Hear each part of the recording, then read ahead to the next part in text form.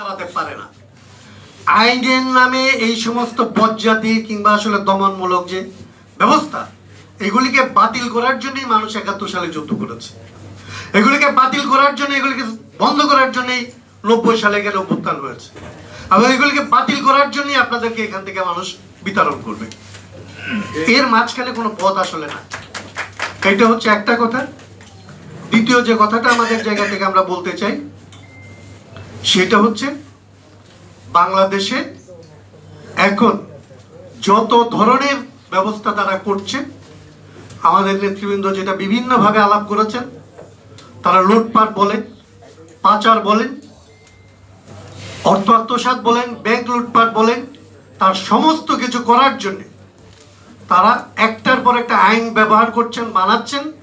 এবং এই আইনগুলির কার্যকর করার জন্য আগে তারা পুলিশকে ব্যবহার করতেন, আগে তারা লোয়ার জুডিশিয়ারিকে ব্যবহার করতেন। গত ১৫ বছর যাবৎ তারা সাংঘাতিক রকমভাবে উচ্চ আদালতকে ব্যবহার করছেন। এবং উচ্চ আদালত বাংলাদেশের মানুষের বিপরীতে, বাংলাদেশের মানুষের রাজনৈতিক অধিকারের বিপরীতে সবচেয়ে বড় নিপীড়নের হাতিয়ারে পরিণত হয়েছে। এবং এই ধরনের নিপীড়নের ভেতর দিয়ে তারা আসলে বাংলাদেশের বিচার ব্যবস্থা, বাংলাদেশের আইন ব্যবস্থা সমস্ত জিনিসকে ধ্বংসের দ্বার প্রান্তে নিয়ে গেছেন। এবং এইটাকে তারা রক্ষা করার মতো কোনো অবস্থায় তারা রাখতে পারবেন না। সেই জন্যে আজকে আমরা বলেছি যে যেরকম এই সরকারকে বাতিল করতে হবে, বিদায় করতে হবে, এই শাসন ব্যবস্থাকে বিদায় করতে হবে। এই শাসন ব্যবস্থার যে ক্ষমতা কাঠামো, যে ক্ষমতার বলে তারা যা ইচ্ছা তা করেন, কিন্তু তাদেরকে কোথাও জবাব দিতে হয় না, সেই জবাবদিহিহীন ক্ষমতা কাঠামোকে নতুন করে সংস্কার করে রাষ্ট্রের সংস্কারের ভেতর দিয়ে বাংলাদেশকে একটা সত্যিকারের গণতান্ত্রিক, গণক্ষমতাতান্ত্রিক বাংলাদেশে রূপান্তরিত করতে হবে। সেই লক্ষ্যে গণতন্ত্র মঞ্চ কাজ করছে।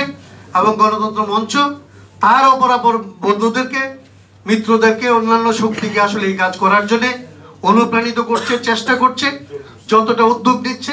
এবং ভবিষ্যতে এই লড়াইকে অন্যরা যেভাবেই দেখুক না কেন, গণতন্ত্র মঞ্চ এই জায়গা থেকে তার যে লড়াই শুরু করেছে, সে লড়াইকে সে সামনের দিকে বিজয় পর্যন্ত টেনে নিয়ে যাবে এবং সেখানে নেতৃত্বদানকারী ভূমিকায় অবতীর্ণ হবে।